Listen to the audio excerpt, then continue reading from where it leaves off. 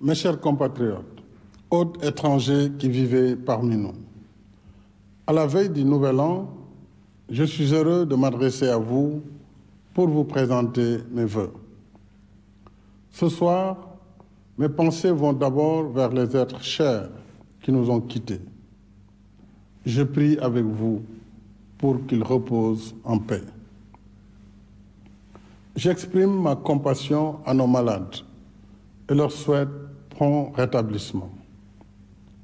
Pour la deuxième année consécutive, je m'adresse à vous dans le contexte difficile de la pandémie Covid-19. Le virus est toujours là et le nombre de cas positifs est en nette augmentation depuis quelques semaines. Une fois de plus, j'appelle au respect des règles sanitaires, au port du masque et à la vaccination. Surtout que le vaccin est disponible, avec plus de 5 millions de doses reçues à ce jour,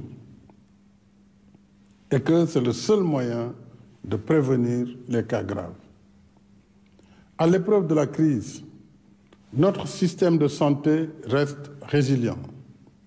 Nous le devons au dévouement et à l'expertise de notre personnel de santé que je salue et encourage.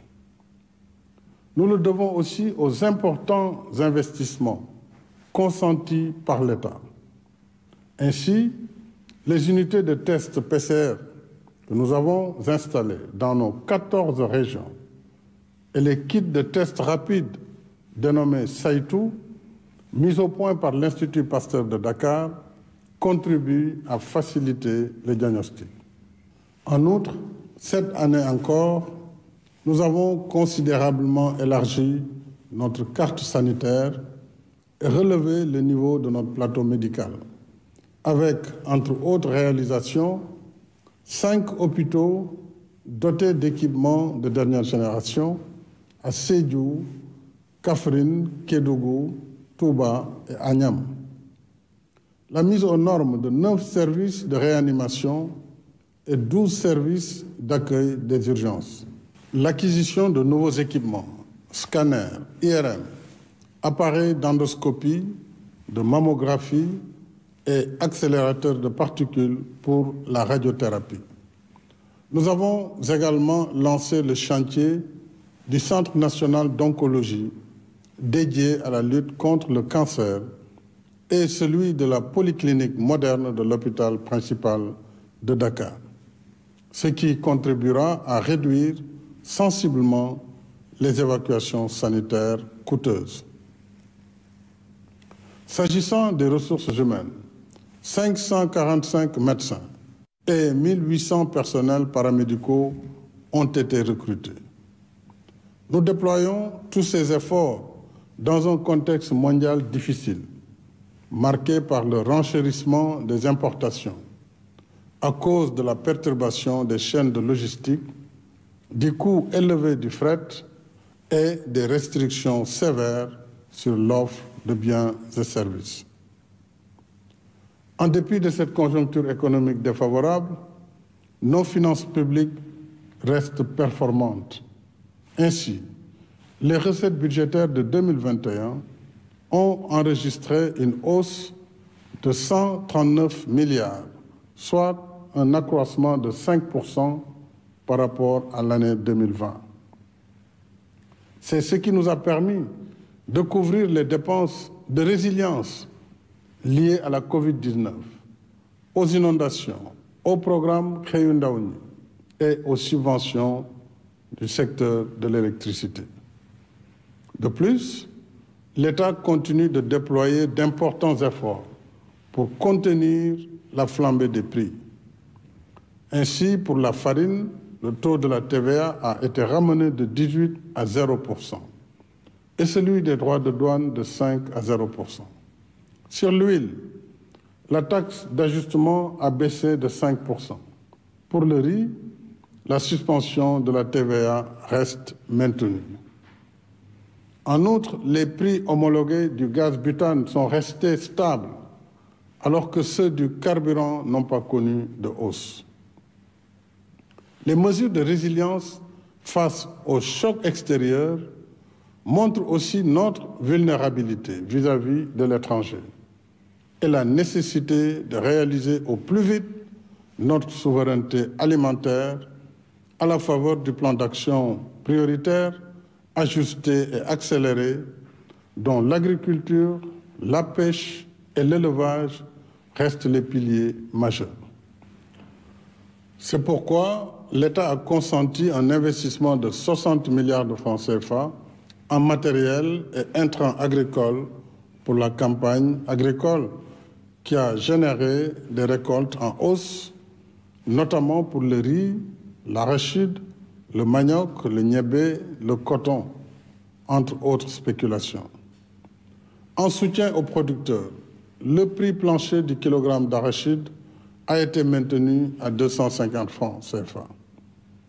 Afin de moderniser davantage le secteur agricole et booster ses chaînes de valeur, nous porterons en 2022 les fermes Natangué à 1044 unités, en plus de la finalisation du programme d'acquisition de 700 tracteurs, 50 moissonneuses-batteuses, 400 kits d'irrigation, 100 magasins de stockage et 20 chambres froides.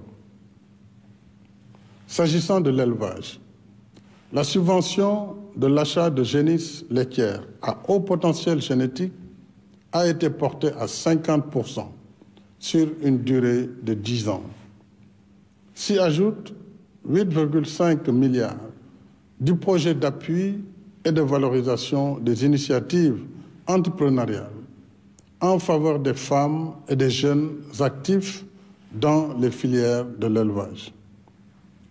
Quant au secteur de la pêche, il a bénéficié d'importants investissements, dont l'acquisition d'un aéronef et la réhabilitation de 6 vedettes pour la lutte contre la pêche illicite, non déclarée et non réglementée. La distribution à ce jour de 2257 moteurs au titre du programme de soutien à la pêche artisanale. Un programme test de 269 balises pour la géolocalisation des embarcations de pêche artisanale dans les régions de Dakar, Thiès, Louga, Saint-Louis, Fatick et Ziguinchor, et l'acquisition de 55 camions frigorifiques.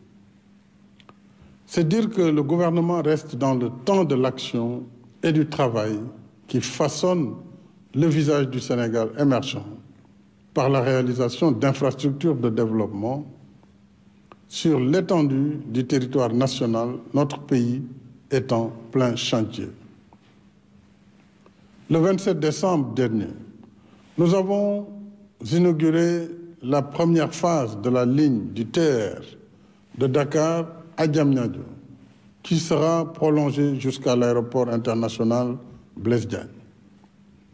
D'autres projets également importants dans l'amélioration de la circulation des personnes et des biens ont été finalisés, notamment les routes Fadiara-Bakel, Tambacounda-Goudiri, la boucle du Blouf entre Tandiem, Thionck-Essyl, Balengor et Koutangor, la route Kaffrine-Nganda, les emblématiques ponts de Foundiougne et Marsassoum, ainsi que les autoponts du rond-point de Yoff et de la cité Lobat Fall. 30 chantiers sont actuellement en cours, dont la ligne du bus rapide transit, BRT, qui reliera Guédiawaye à la gare de Petersen, l'autoroute Mbour-Fatick-Kaolack, l'axe routier Sénoba-Ziguinchor-Mpac, la route Goudiri-Kidira-Bakel, les ponts de Baïla et Djouloulou et les autoponts de Kermassar et Cambérène. En outre, le montage technique et financier de l'autoroute du Nord, Dakar-Tivaouane-Saint-Louis, et du chemin de fer Dakar-Tambacounda est en cours. Conformément à notre politique d'équité territoriale, le Sénégal de tous, nous avons aussi démarré un programme spécial de désenclavement portant sur plus de 2500 km de routes sur l'étendue du territoire national pour une durée de 3 ans. Les chantiers de ce programme spécial mobiliseront 60 entreprises sénégalaises, plus de 300 sous-traitants et généreront plus de 50 000 emplois. Ce programme comprendra, entre autres chantiers, le Dandemayo sur 150 km avec une dizaine de ponts, la deuxième boucle du Boudjé sur plus de 80 km, la boucle du Fogny, la route Mekhe-Pekes-Darumarnan, Bambey-Baba Garage, Keur Sambakan, Toubatoul, Baba Garage, Mekhe, Diogo, Fass-Boye, Khombol, Tchadjaï, Nguéniène, la route Bandafassi, Dindefelo et Kédougou, Fongolembi. Sur le transport urbain et interurbain, nous avons procédé au rééquilibrage de la concession de l'autoroute à péage Dakar-Diamniadio-AIBD après 2 années de renégociation du contrat initial qui remonte à 2009. Désormais, la société concessionnaire est ouverte à l'actionnariat national. La redevance domaniale annuelle qui était de 1 000 francs CFA seulement dans l'ancien contrat est maintenant fixée à 2% du chiffre d'affaires de la société avec un minimum de 800 millions par an à payer au Trésor public. En outre, les clauses et échéances de partage des revenus tirés de la concession sur la période 2021-2044 ont été révisées et l'État percevra à ce titre 13 milliards de francs CFA par an. Enfin, l'autoroute sera éclairée jusqu'à l'aéroport. Et pour 5 ans, il n'y aura pas de hausse des tarifs du péage. Je suis également heureux d'annoncer que nous engagerons en 2022 la modernisation du réseau de transport en commun de la région de Dakar. La première phase portera sur l'acquisition de 400 bus sobres en carbone pour desservir 14 lignes. Dans le domaine portuaire et du transport maritime, notre pays change de niveau pour se hisser aux meilleurs standards internationaux avec 2 investissements majeurs. Le port minéralier et vraquier de Bargny-Sendou, dont le chantier sera bientôt achevé, et le port du futur à Ndayane, dont nous lancerons les travaux ce lundi 3 janvier. Au-delà de ces infrastructures lourdes, nous poursuivons également les politiques novatrices d'équité territoriale et d'inclusion sociale dans nos villes et nos campagnes. Parce que tout le Sénégal mérite de vivre dans des conditions décentes. C'est pourquoi le PUDC, le Promoville, le Puman et le PACASEN réalisent des infrastructures et services sociaux de base de Wakhinane Nimzat à Keur Massar, de Ouakam à Mbouban, de Keur Bara Tambédou à Wali Diala, Fordou, Dialambéré et Bagaya. Ils aident à moderniser nos villes et désenclaver nos localités isolées, installent des forages et des structures de santé, apportent la lumière et équipent les femmes pour alléger la pénibilité de leur travail. Ils revitalisent l'économie rurale et offrent des opportunités d'emploi à notre jeunesse. La dynamique d'émergence, c'est aussi l'accès universel à l'électricité. Nous sommes sur la bonne voie avec 1600 MW de capacité installée. L'extension du réseau de transport et de distribution sur les axes Kaolack-Tambacounda-Kédougou, Touba, Linguère et la poursuite du programme de 115 000 lampadaires solaires. Nos performances seront encore meilleures avec l'exploitation de nos ressources gazières et pétrolières à partir de 2023. Dans l'esprit d'une gestion transparente, prudente et solidaire de ses ressources, j'ai tenu lors du Conseil présidentiel du 21 décembre dernier de larges concertations sur le projet de loi relatif à la répartition et à l'encadrement de la gestion des recettes issues de l'exploitation des hydrocarbures. Je salue la participation des représentants du secteur privé, de la société civile et de l'opposition à ces concertations. Une fois adaptée, cette législation inédite contribuera à sécuriser l'utilisation optimale des recettes tirées des hydrocarbures pour les besoins de développement économique et social des générations actuelles et ceux des générations futures. Nous traduirons ainsi en obligation légale l'exigence morale de solidarité intergénérationnelle.